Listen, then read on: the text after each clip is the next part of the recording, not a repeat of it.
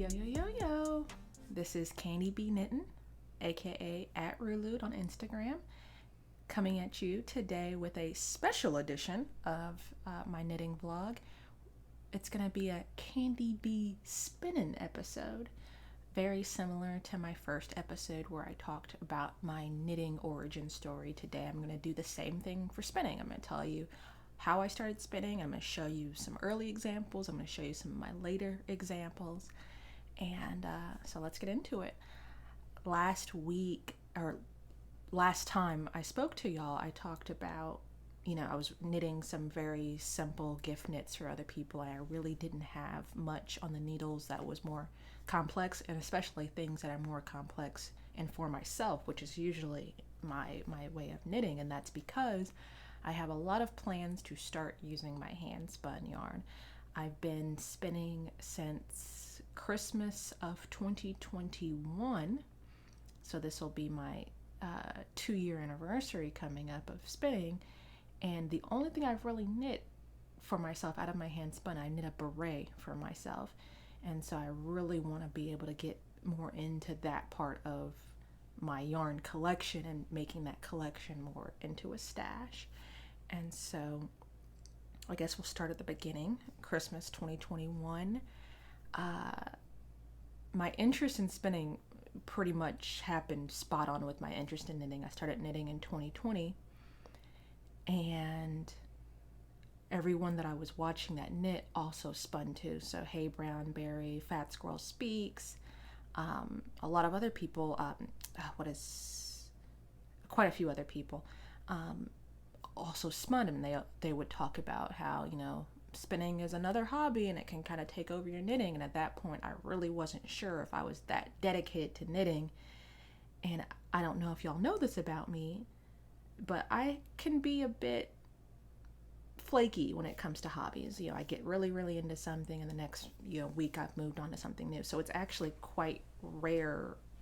Knitting and gardening are one of the few things that have remained constant over the past few years, and that's a pretty interesting and new phenomena for me, because I've tried to get into book binding,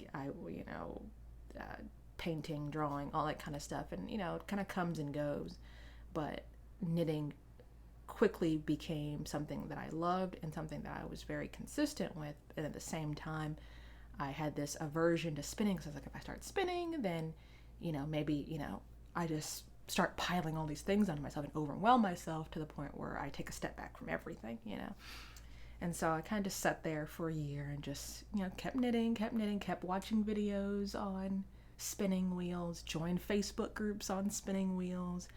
I joined Craftsy for a year and just watched everything that had to do with spinning, and also just to know if I did want to get into spinning, what am I getting myself into, and what does the investment look like, reading books and things like that. And lo and behold, Christmas 2021, Mr. Rulude bought me a drop spindle for Christmas, and I was just like, bet, all right. And so I'm going to show you my first on the drop spindle. And the drop spindle, I'm going to come back to the drop spindle later because it's going to be a full circle moment, but I could not get that thing to drop, and I was just like, damn, the thing that I thought was going to happen happened. I got really excited about this thing, and I can't do it. Like, for those of you that don't know, I'm going to show you.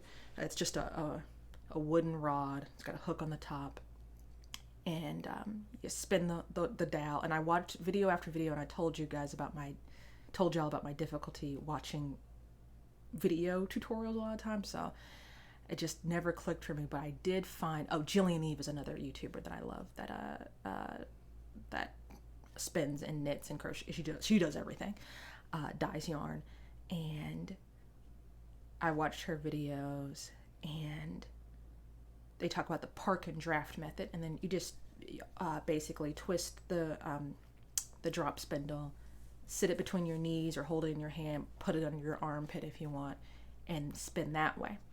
And I spent a good year spinning that way, and I'm fine with that. I like to sit on the couch a lot of times when I'm knitting. If I'm knitting on something a little bit more technical or knitting in the dark, doesn't come easy on certain projects. I like to sit maybe 30 minutes at a time. Me and Mr. Ruler have certain shows we like to watch together. We love Bob's Burgers. We love Attack on Titan when that's on. And particularly, I like Attack on Titan because it's an anime, so there's subtitles involved, and so I can't always read subtitles and knit.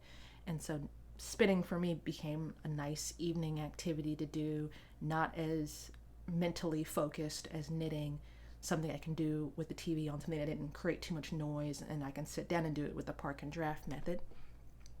And so that Christmas, he got me the drop spindle. He wasn't too sure about fibers, so I went on Etsy.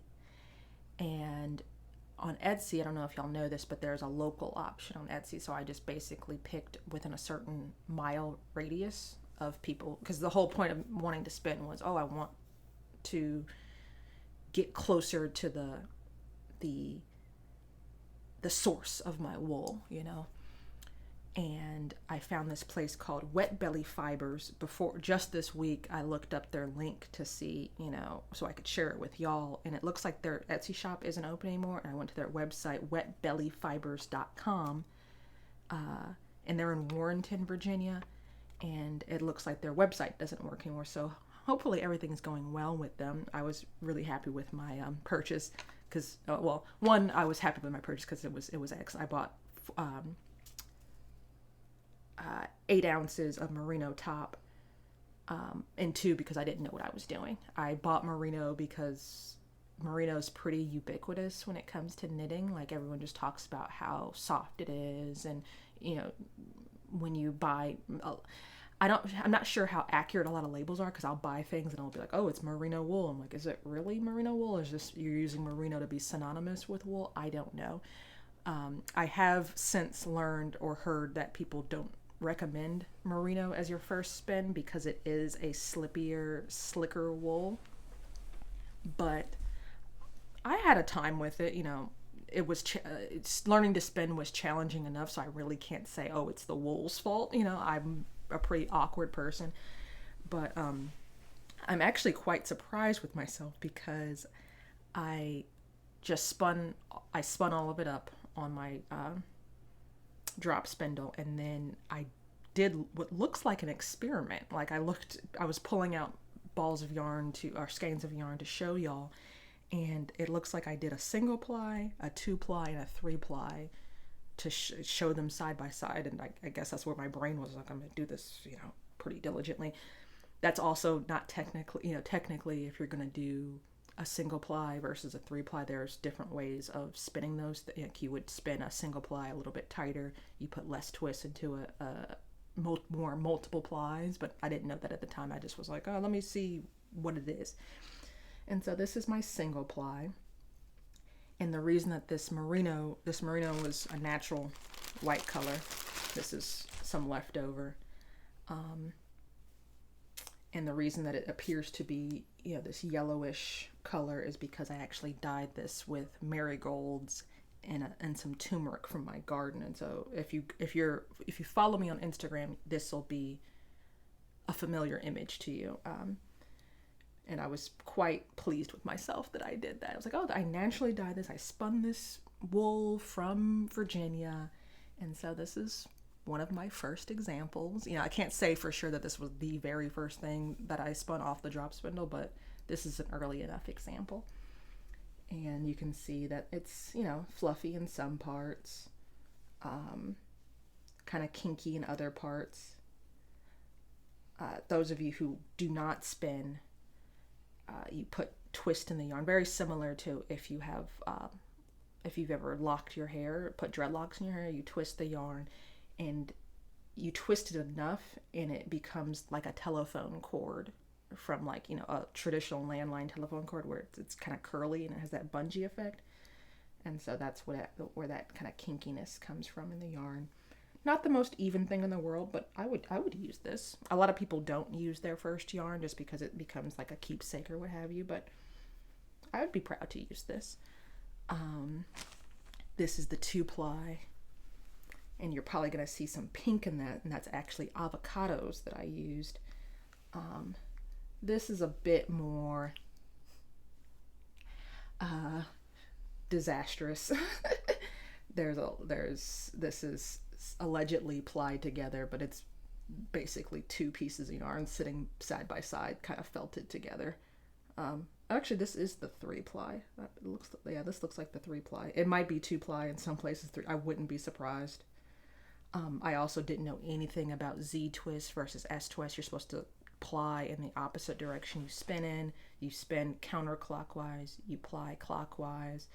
Oh no, I'm gonna say a lot of things backwards in this episode. Wait till we get to worsted and woolen, because my brain struggles sometimes with opposites. But yeah, this appears to be a 3-ply maybe, but once again, you can see there's a thing called pigtailing where your ply kind of gets twisted up. And so, good times, good times. This is... maybe these are both 3-ply. I think, I don't know. I didn't even have there's another tool called a nitty knotty that you spin. You take your finish yarn and you wrap it around to make the skeins like this. I probably wrapped this around my knees or wrapped it around my elbow. Didn't rewrap it after I finished it, so you can see it's loose in some places, but I'm still pretty content with this, you know. So spent a few months on the drop spindle, and then 2022 comes along and I go to Maryland Sheep and Wool. And I'm not one to tell people what to do creatively. I'm very much like, oh, try it, see what works. But I cannot in good faith recommend someone go to a festival or a farm or whatever and buy a 9-pound fleece when they only own a drop spindle and have only been spinning since Christmas, so like 5 to 6 months. But that's what I did. Do I regret it?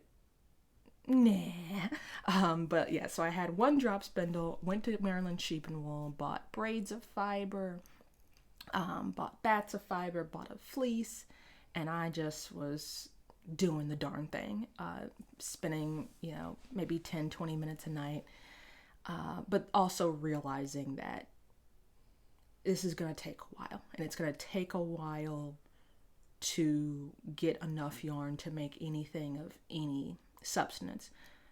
Still having fun though, and still getting better, working hard, making it a thing, trying to make it a priority with my knitting, but also realizing that, hey, I can knit a sweater in a month, or I can spend that whole month making one skein of yarn. I don't know how I feel about that, And so went even deeper into my research, doing more reading, looking at getting a spinning wheel, looking at maybe joining a knitting guild or a spinning guild, because sometimes they let you borrow the wheels. There's a local art center where you can rent time on a spinning wheel. But I just knew, I was like, eventually I want to get a spinning wheel. And so, there's different groups around that, like different Ravelry groups that, they buy and sell spinning wheels. And I'm just like, maybe, I don't know, let's see what this will happen. Yeah, you guys probably know where this story's going. Christmas rolls around. Mr. Rulu knows enough to be dangerous, so he surprised me. Did a pretty good job of surprising me with a spinning wheel. Not just any spinning wheel. I have an Ashford traditional single treadle basic wheel, and I say that in the sincerest meaning of the phrase. That's the wheel I wanted because it is an incredibly ubiquitous wheel. So there's easy to find parts for it, easy to find maintenance for it, easy to find YouTube videos of how to put it together. And so that was my Christmas gift. Now we're in December of 2022. And this is the first yarn I made on that wheel. It comes with just a little bit of a sample of fiber just to get you going and adjust to the wheel. And at that point I had read up on some craftsy classes and stuff, and they talk about playing wheel games, playing around with treadling really fast, treadling around with really going slow, playing around with the uptake, the tension of the wheel.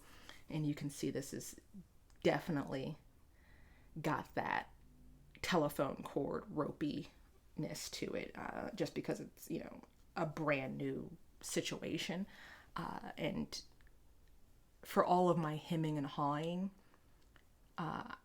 and planning, I really don't know what I'm going to do until I'm in front of the thing that I'm doing. And then I'm like, oh, this is what that's like. And so I was, watching all these YouTube videos, and I'm just like, oh, that seems simple enough. That seems easy enough.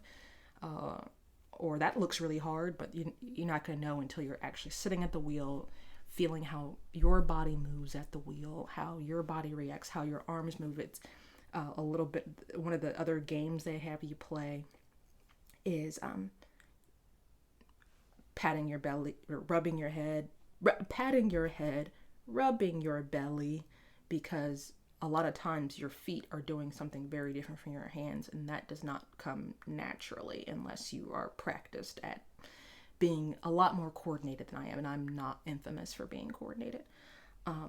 Also playing around with my posture and things like that, and it's interesting looking back on it now, because I honestly thought to myself, oh, when I get a spinning wheel, then I'll be a real spinner. Then I'll be a real fiber artist.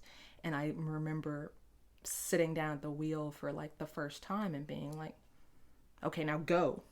Like, Rumpelstiltskin, just make the yarn. And I greatly underestimated how much more physical the process was going to be. Like, I didn't know, that sounds very naive, because you watch someone on a spinning wheel, they're literally pedaling their foot, they're drafting the yarn with their hands, they're looking at the yarn, they're doing plyback tests. It's a very involved process, but for some reason, well, maybe it's because I watch YouTubers who are very accomplished, they make it look really easy, but in my head, I just was like, okay, I've arrived now, just make the yarn. And it's a bit of a learning curve. And I also thought, it's going to be so much better than a drop spindle, because, just kicked my camera, because I have this, I guess I'll get kind of real for a second with y'all, if you don't mind. I garden, I also knit, I also spin, and the personal thing in my life that it's brought me is this stretching of the time horizon, and the stretching of expectations. And I used to think like, oh, that person's better than me because they have more land, or their raised beds are fancier than mine, or they have certain seeds from a certain fancy place, or this person has this type of yarn and so they're better than me, or they have this type of interchangeable needle set, or this type of spinning wheel and so they're better than me, when really there is no better. It's the right tool for the right job, and the right tool in the right hands. And so owning a spinning wheel did not make me a better spinner. Sitting at that wheel, practicing, thinking about my art form made me a better. Getting a spinning wheel didn't make me a better spinner. Having a drop spindle and starting a drop spindle didn't make me a worse spinner, or, somehow less than, no more than having grow bags and growing things in containers, or growing things in milk jugs.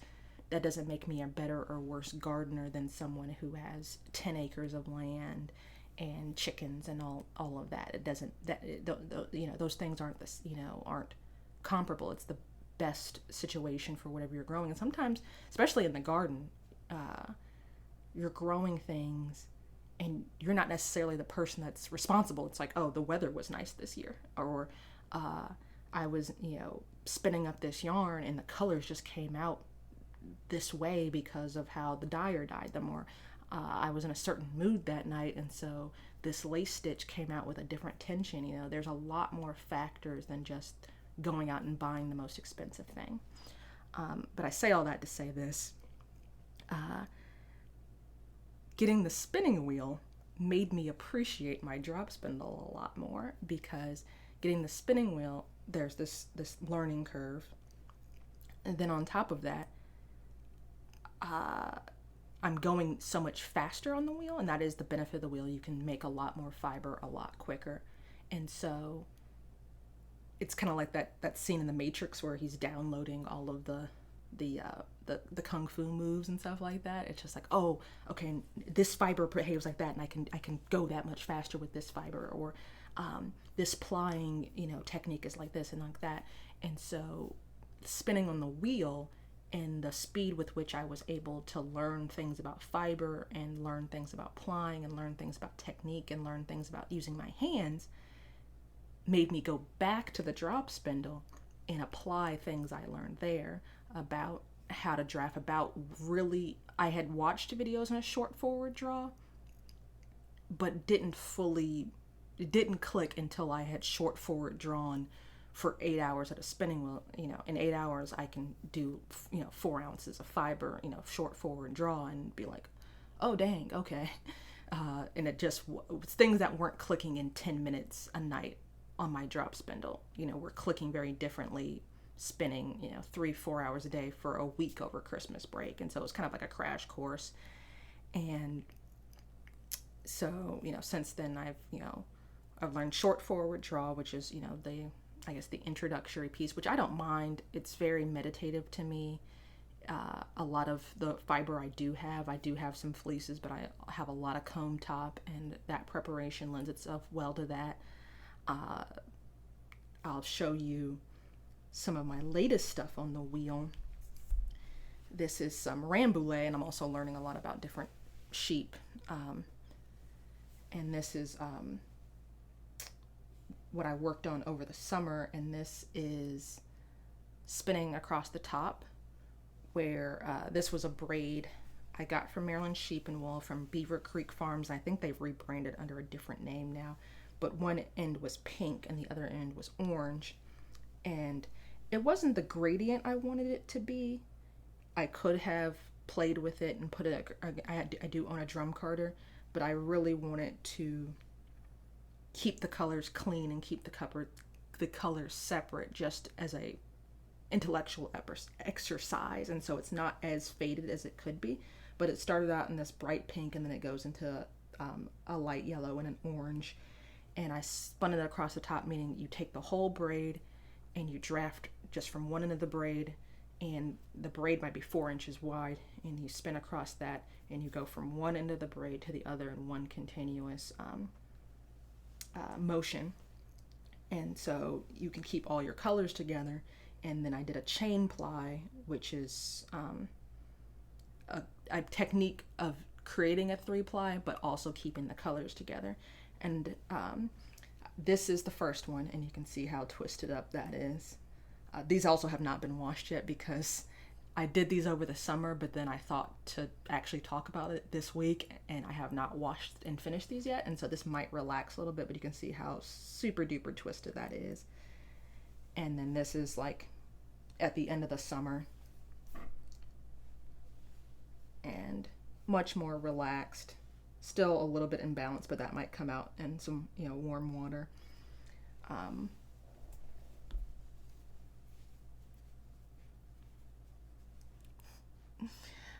Getting more and more consistent, getting more and more comfortable, just like with knitting, going back and fixing mistakes.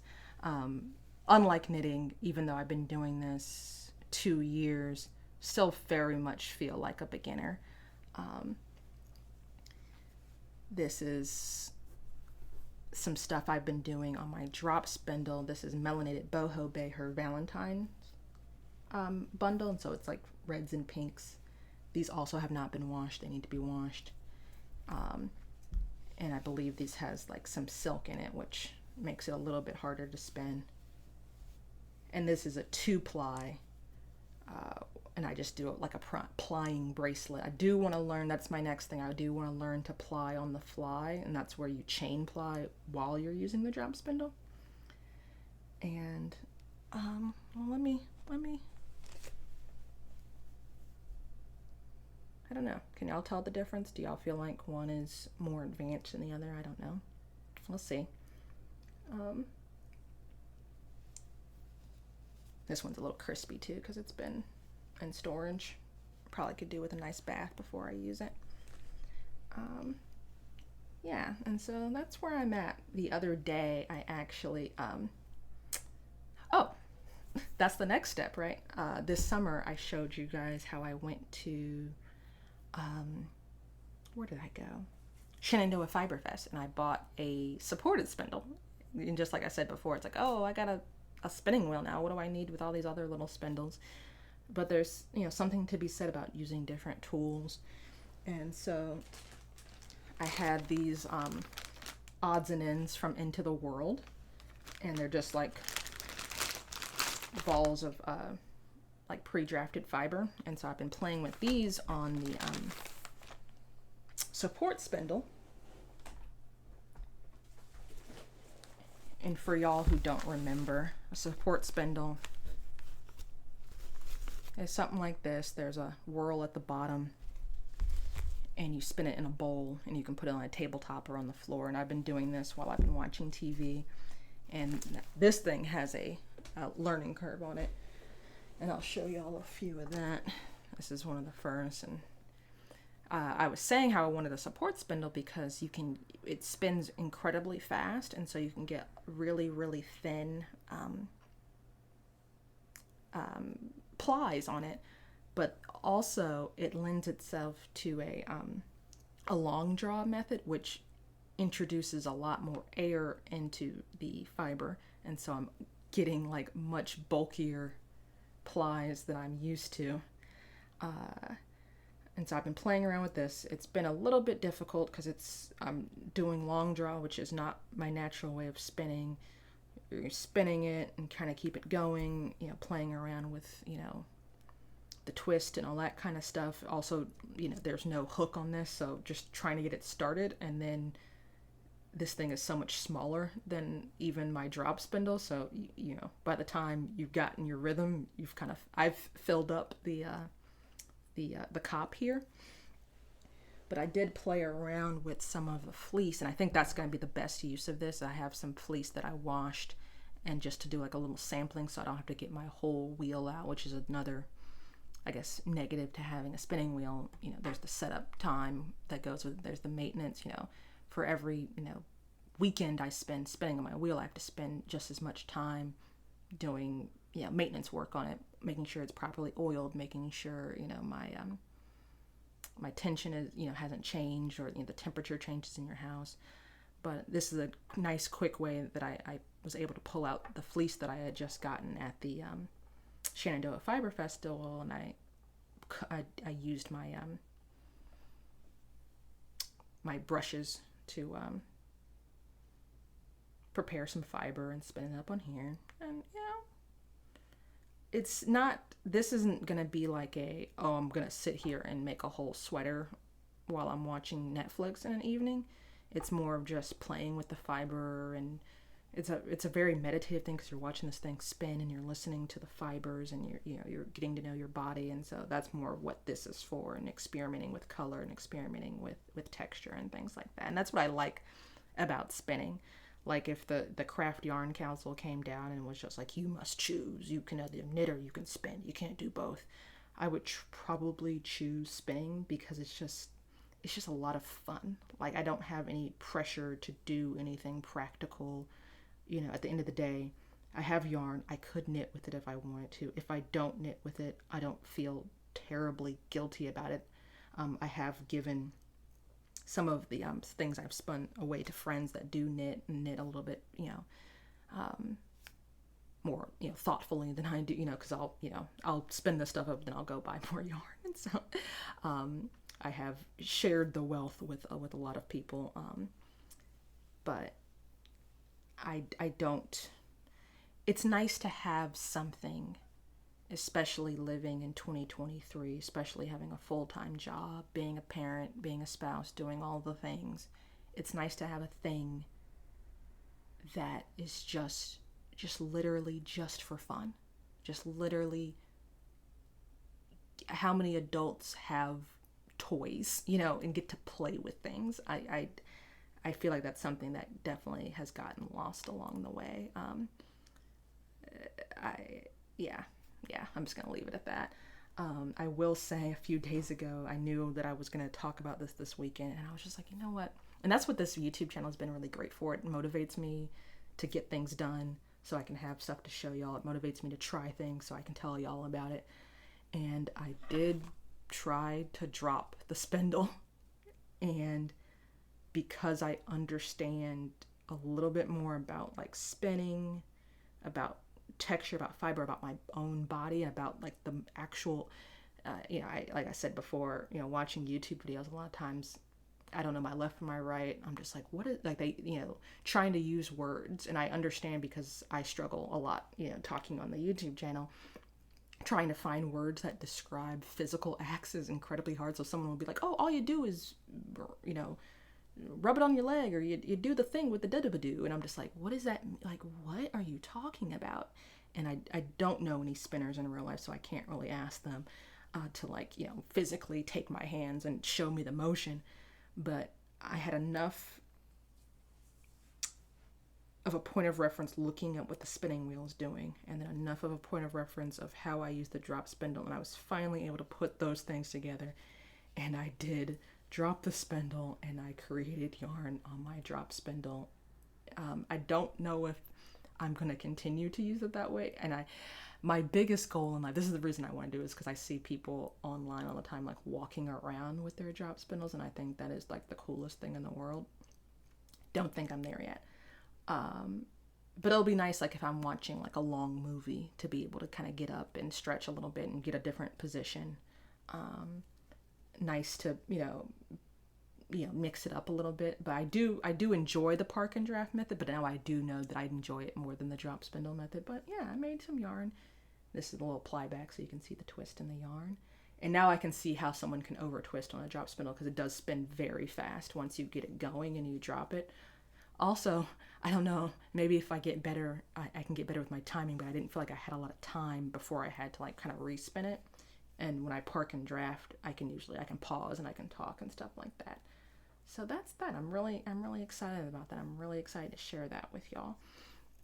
I'm going to pause there because the next thing is going to be, a few days ago, I had some time on my hands, and I actually caked up a bunch of hand spun that I'm going to use for projects. And so probably unless something way more pressing comes up in my knitting life, the next part of this conversation is going to be me showing you the hand spun that I'm actually going to be working with, and the projects that I've picked out for them, and just kind of running it by y'all and talking through it and talking through some of my logic. Because, hand spun, one, it is one of a kind. And so picking the right project, I don't want to be like too precious with my hand spun, because that's also a takeaway in a lesson, is that the impermanence of blah blah blah blah blah blah blah. And some of the stuff, I was actually pulling out my hand spun to show y'all examples. I'm like, some of the stuff is not that great, like, just use it, girlfriend. It's not that big of a deal. But you have to be careful about choosing the right project, just because when you run out, you run out. And so, I want to show you some of the yarn that I have to complement some of my hand spun. I want to show you some of the projects and how I'm thinking that I can make the yarn go as far as I can, or, just be really efficient with it, because I can't buy more of it. I can't make it the exact same way. You can see this is one braid, and the yarns are already becoming very different, just because I'm progressing with my knitting. And so I do want to, trying to pick out patterns that also, lend themselves well to the look of hand spun. Some patterns will be like, oh, you need a lace weight, or you need a fingering weight, or worsted weight. And sometimes, with spinning, or a lot of times with spinning, unless you're Jillian Eve, you're not getting, what a commercial Cascade 220 is hitting on, as far as wraps per inch, as far as your grist goes, as far as, the kind of texture, the kind of fabric you're trying to create. And so it's going to be a whole thing, a whole adventure that I hope y'all are ready to go on. So I'm going to leave that for the next part. I'm also going to get into a little bit more of, how I spun some of my yarns, the techniques I use, and things like that. So hopefully y'all are interested in that. I don't know if you're just here for the knitting or just here for my shining face, whatever. Let me know in the comments, are you a spinner? Do you be spinning? Do you be knitting with your spinning, or you just be spinning? Let me know if you drop spindle, what kind of wheel you got. If you're curious about spinning, but you're nervous like I was to, drop that money, or to, make that time investment, let me know in the comments below. You can subscribe to me, you can share this video, you can do all the YouTube things, you can do the Instagram things too. Go see me at Rulude. You can see a lot more pictures of my finished hand spun. Send me an email to candibknittin@gmail.com. Until the next time,